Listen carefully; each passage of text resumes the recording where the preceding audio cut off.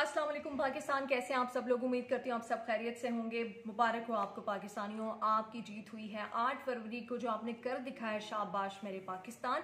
आपको याद है वो पाकिस्तान तहरीक इंसाफ जिसको पिछले मैं कह सकती हूँ तकरीबन 2 साल से और बिलखसूस पिछले 1 साल से 9 मई के बाद जिसके लोगों को इकट्ठा होने की इजाज़त नहीं मिल रही थी। जहां 4 पाकिस्तान तहरीक इंसाफ के लोग इकट्ठे होते थे, पुलिस क्रैकडाउन कर लेती थी, पुलिस वहां पर पहुंच जाती थी, गिरफ्तारियां वहां पर होती थी। गो के सिलसिला अभी भी जारी है। लेकिन आज बहुत बड़ी तादाद में पाकिस्तान तहरीक इंसाफ के जो उम्मीदवार थे जिन्होंने इस इंतखाब में हिस्सा लिया, जिनके पास फॉर्म 45 थे और जिनके पास ये एविडेंस था कि वो अपनी नशिस्तें जीते हैं, बहुत बड़ी तादाद में वो इकट्ठे हुए एक छत के नीचे। उन्होंने अपना जो एविडेंस था वो मीडिया के सामने, पाकिस्तानी मीडिया के सामने, इंटरनेशनल मीडिया के सामने पेश किया और दुनिया को बताया कि किस तरह से ये इलेक्शन पूरी तौर से रिग्ड है, ये धांधली की गई है। और इसमें एस्टैब्लिशमेंट ने मैं ये नहीं कह सकती PMLN को फेवर देने की कोशिश की या पीपल्स पार्टी को, उन्होंने अपने आप को फेवर देने की कोशिश की थी। अपने लिए उन्होंने अपनी जीत के लिए ये सारा ड्रामा रचाया था, जो कि अब एक्सपोज हो चुका है। पाकिस्तानियों, इतनी ताकत है आप में, आप दूसरों की तरफ देखना छोड़ दो, अमेरिका को आवाजें लगाना छोड़ दो, बरतानिया की तरफ देखना छोड़ दो। पाकिस्तानियों, आपके वोट में ये ताकत थी। वो लोग कहाँ हैं आज जो कहते थे वोट डालने के लिए निकलोगे तो क्या फायदा होगा। देखो, आप वोट डालने के लिए निकले हो, इनके लिए रिगिंग करना मुश्किल हो गया। इनको समझ नहीं आता था कि वो वोट्स जो इतनी बड़ी तादाद में डब्बे भर भर के आपने वोट्स डालें, उनको जाया कैसे करें, उनको आग कैसे लगाएं, उनको चेंज कैसे करें, उनको मैनिपुलेट कैसे करें।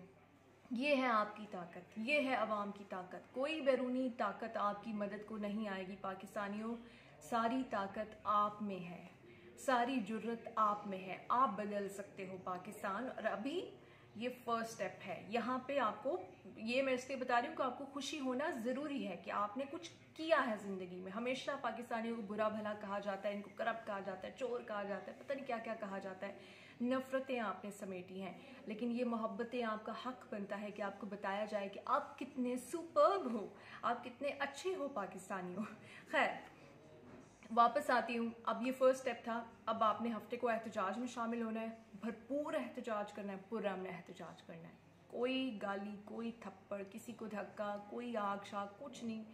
अपने पुरअमन एहतजाज, पुरअमन प्लेकार्ड्स, पाकिस्तान के झंडे, किसी पार्टी परचम को भी लेके जाने की ज़रूरत नहीं है इस वक्त। उसका रीज़न सबसे बड़ा ये है कि इस वक्त हम पाकिस्तान का मुकदमा लड़ रहे हैं और इसमें आपको चाहिए ऑन बोर्ड सारे जो पार्टियां हैं उनके लोग आपको चाहिए। इसलिए पाकिस्तान का परचम, पाकिस्तान जिंदाबाद, ये आपने करना है। और ये जो सारे नतीजे चेंज किए गए एस्टैब्लिशमेंट की जानिब से, ये बदलवाने हैं और पार्लियामेंट में पहुंचाना है इमरान खान को। वो भी निकलेंगे, उनके केसेस के ऊपर अपीलें दायर हो गई हैं। केसेस बड़े कमज़ोर हैं, जजमेंट्स बड़ी कमज़ोर हैं, वो बाहर होंगे। अभी फिल वक्त कोई वज़ीर आज़म बन भी जाता है तो आने वाले दिनों में अगर तो इस सिस्टम को चलना है तो इमरान खान को वज़ीर आज़म बनाना पड़ेगा, क्योंकि जिसका मैंडेट है हक उसी का है और किसी का कोई हक नहीं है। एस्टैब्लिशमेंट ने यू टर्न ले लिया है, लेना पड़ा है। मैं फिर आपसे कहूँगी कि नफ़रतें हमने नहीं बांटनी। एस्टैब्लिशमेंट के लोग भी अपने हैं, हम उनको कोई तबाह बर्बाद नहीं करना चाहते। हम सिर्फ उनसे ये चाहते हैं कि वो अपने काम करें और पाकिस्तान के अवाम, पाकिस्तान के ऐवानों को अपने काम करने दें।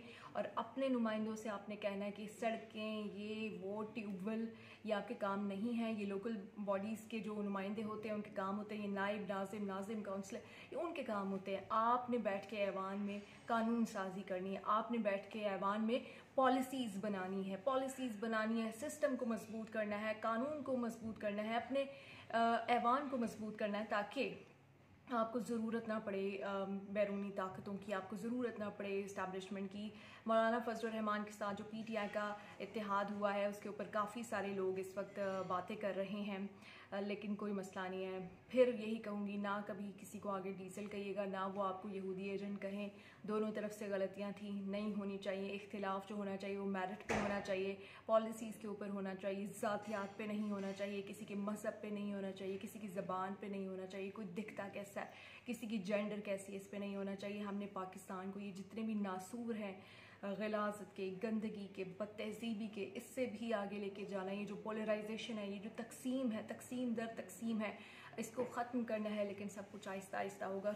किसी ने नहीं आना, अमेरिका ने नहीं आना, बरतानिया ने नहीं आना, जो बाइडन नहीं आएगा आपके हालात बदलने, उनकी तरफ देखना बंद करो, अपनी तरफ देखो। आपके वोट में इतनी ताकत थी कि एक हफ्ते बाद भी नताइज नहीं बदले जा सके। आप में कितनी ताकत है आपको अब एहसास हो जाना चाहिए।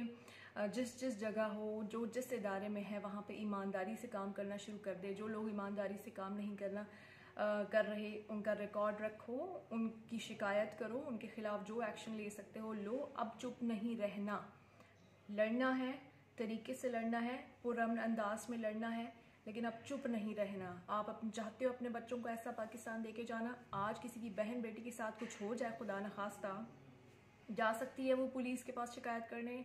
आप जा सकते हो पुलिस के पास शिकायत लेके, पुलिस के ही कॉम्प्रोमाइज़ कर लो। ज़्यादती आपके साथ होगी, कॉम्प्रोमाइज़ भी आपको करना पड़ेगा। ऐसा पाकिस्तान देके जाना चाहते हो अपने बच्चों को? आज स्कूल्स में ड्रग्स डीलर घूम रहे हैं, ऐसा पाकिस्तान देके जाना चाहते हो अपने बच्चों को? आपने इस्लामी जमहूरिया पाकिस्तान किसी वजह से बनाया था कि आप उसमें इस्लामिक वैल्यूज़ सिखाएंगे अपने बच्चों को?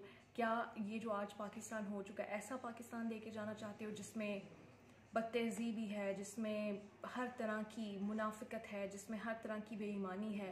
ये सब कुछ ख़त्म हो सकता है, बट धीरे धीरे होगा, आहिस्ता आहिस्ता होगा, और इसके लिए हम सबको मेहनत करना पड़ेगी। हम सबको जहाँ जाए अपना किरदार अदा करना पड़ेगा। लेकिन पहला स्टेप, पहला कदम, बारिश का पहला कतरा 8 फरवरी 2024 को पाकिस्तानियों ने गिरा दिया है। वेल डन पाकिस्तान, और आगे भी हमें इसी मेहनत से जाना है। पाकिस्तान जिंदाबाद।